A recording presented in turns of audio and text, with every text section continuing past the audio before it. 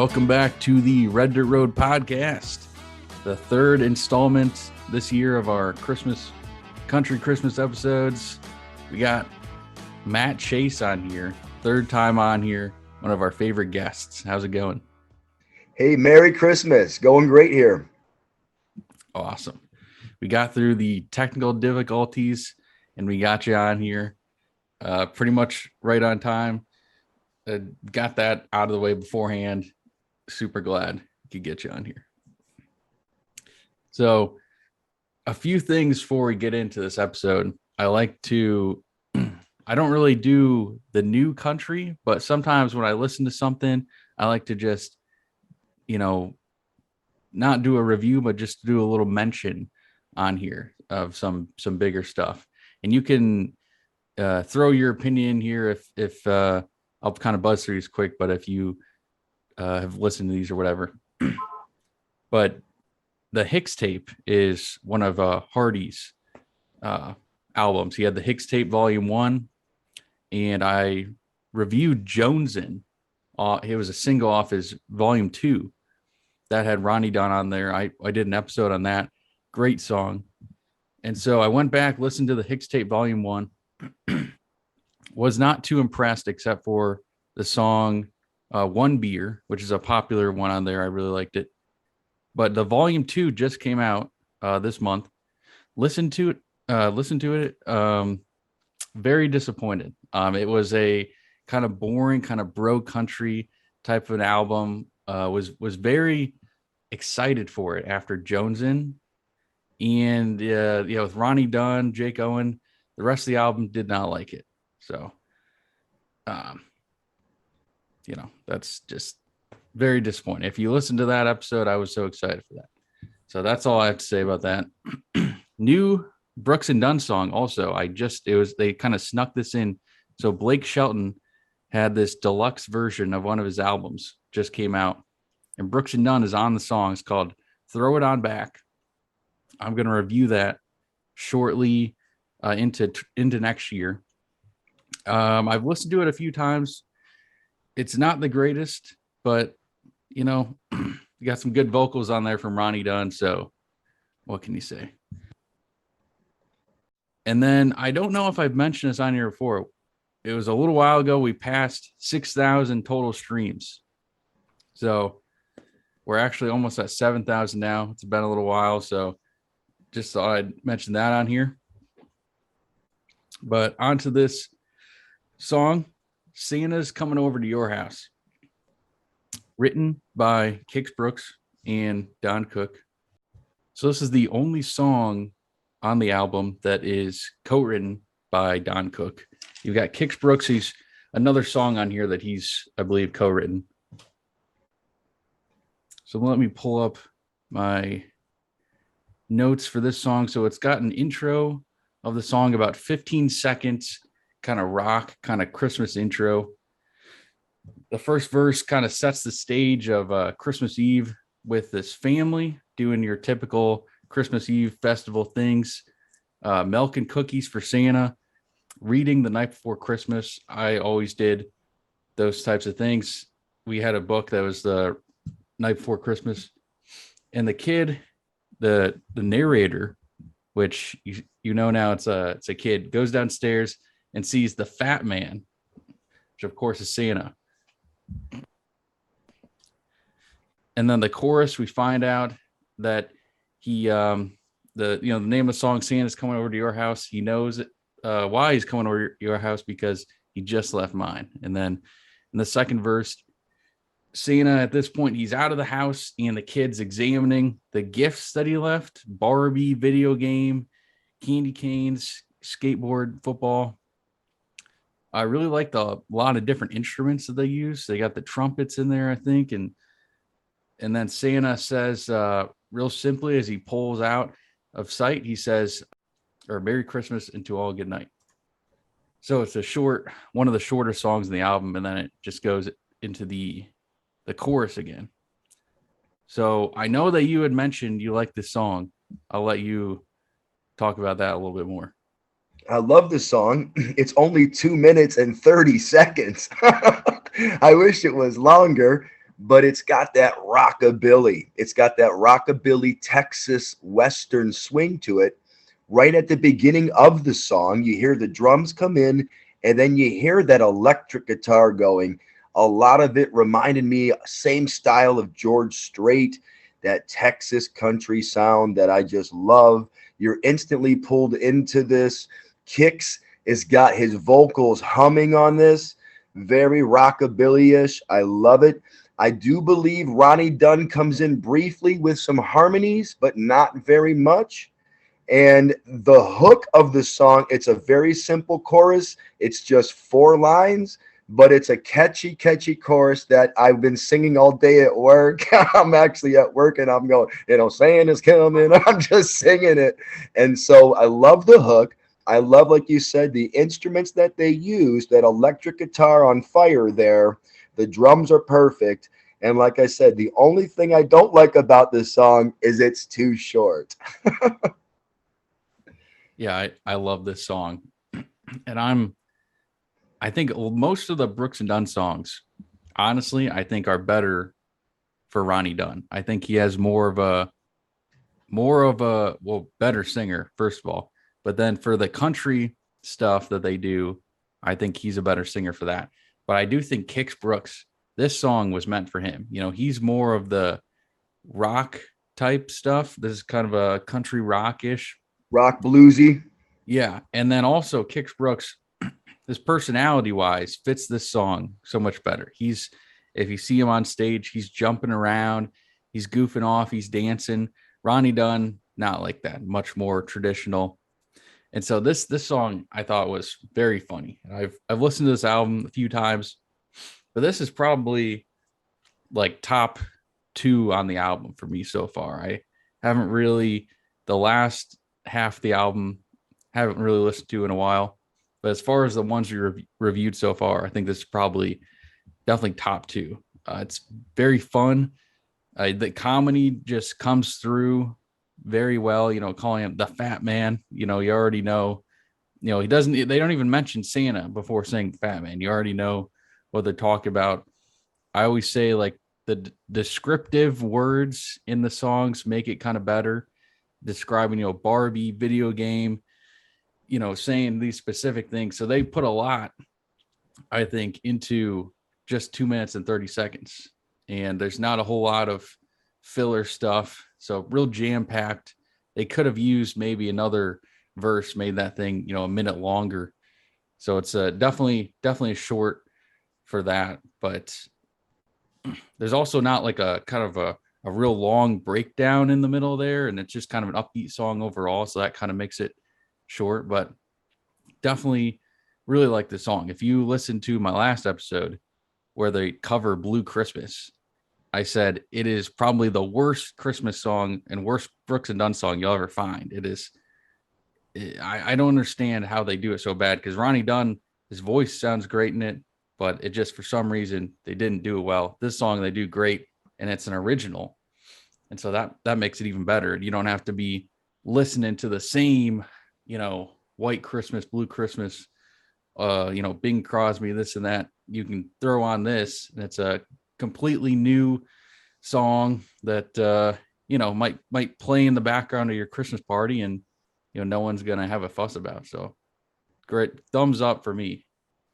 I love the way that it made me feel. The emotion that I felt when I heard the song for the first time was, it reminded me of when I was a child, 6, 7, 8 years old, and looking forward to Santa, and the way you felt when you knew it was like 10 minutes to midnight. It brought back all of those emotions and feelings for me of what it was like at that bright young age, waiting for Santa to come to your house. It really captured that emotion for me, and for the listener and me. I loved it because I just kind of kept going back to when I was a kid, like, oh man, what am I going to get? I can't wait. So Oh, absolutely. Yeah. Christmas is next week. This song is going to be released during the Christmas week, a few days before Christmas Eve and Christmas.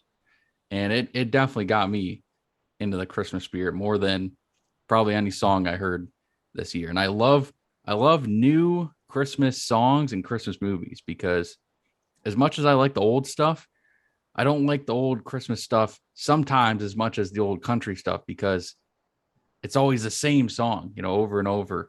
Blue Christmas by Elvis Presley is good, but man, got to get some new juice in there. And so I think this is a great song. So I got a few Christmas questions for you, trying to make this podcast a little more of a interview type of a thing, not completely just, throwing around things at the end.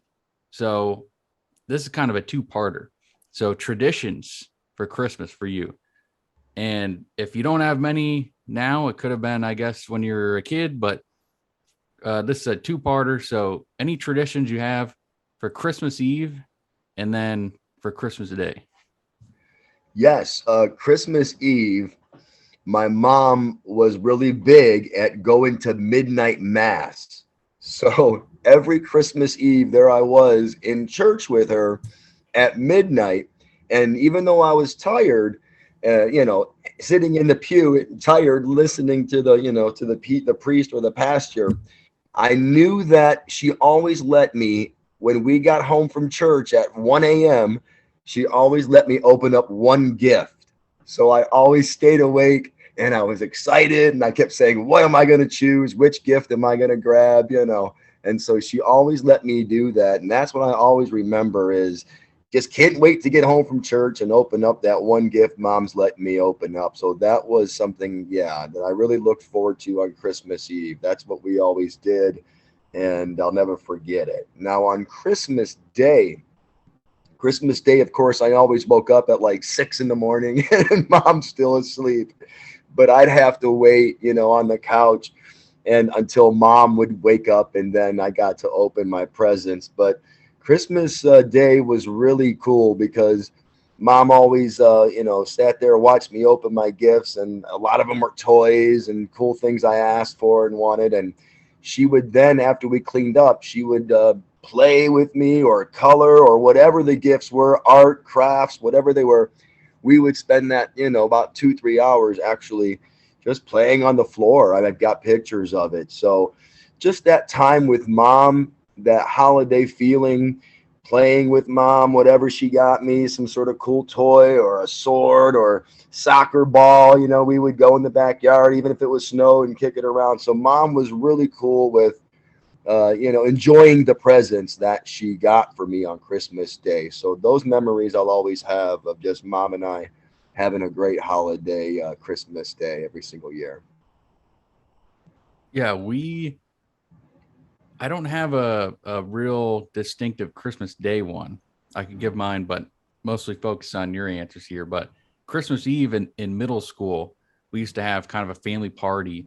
And that's when I got all of my presents not from my parents or, Santa at the time. It was my aunts and uncles. So Christmas Eve was real big for me because I got lots of presents from everyone else. And we had kind of a pretty decent sized party. And then in high school, that sort of was on New Year's Eve. And so in high school, like you said, I got the one gift on Christmas Eve. So that was always exciting. It was always pajamas, though. And it got to the point where I stopped growing so much more each year. I was like, Mom, I don't need pajamas every year.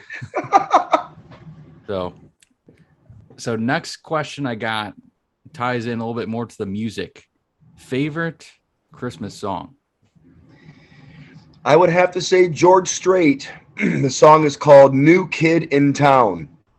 It's an original. It's a song that if you haven't heard it, it's definitely go back and take a listen to it. It's called There's a New Kid in Town here in Bethlehem. It's the reason for the season. Talks about, the baby Jesus. And they traveled a long way to find him. They followed the star. An old man points his hand towards the manger. It's just the way George Strait sings it. If you haven't heard it, and anybody out there listening to this, if you haven't heard George Strait singing New Kid in Town, please do yourself a favor and check it out. It's on YouTube. As a matter of fact, Marshall, I actually did it last night from my studio a cappella. It's on my Facebook post. just me and the microphone. I Christmased up my whole studio for this. I got the Christmas tree up there, got the lights red and green going, and I actually performed the song New Kid in Town by George Strait last night for everybody on my page to see. And if you haven't checked, check that out if you got some time. But no, if you really want to hear a cool George Strait Christmas song, New Kid in Town has got to be my first. Now, there is a second one that I really like as well, and that is Garth Brooks did a song called Santa Looked a Lot Like Daddy. That's my second favorite one. That's a really cool one, too, that I've always liked. But George Strait just beats it out barely because of how important and serious that song is and what it means to me. But if you want a really cool, fun, rocking song, Garth Brooks also with Santa Looked a Lot Like Daddy is right there with it. I wrote down the George Strait song. I will look that up and I'll listen to your version. Thank you. Check it out. The last two I got here are kind of a yay or nay type thing, and you can, I guess, sort of a two-parter here. So Christmas caroling, yay or nay for your in general, and then also, have you ever gone? Yes, I have. I'm a singer. That's what I do. Yeah, I have. I haven't done it in the last, I would say, 20 years, but in high school, I would do it. Probably mostly just to hang out with the girls that were doing it, to be honest, but it was fun. We would walk around the block, we would go around the block and we would just stand outside people's door and sing. Some of them never even came to the door. Some would look out their window and watch. Some would come and like offer us, hot cocoa or whatever while we were doing it. We got to meet some cool folks. I did it for about 3 or 4 years when I was a younger man, and like in high school.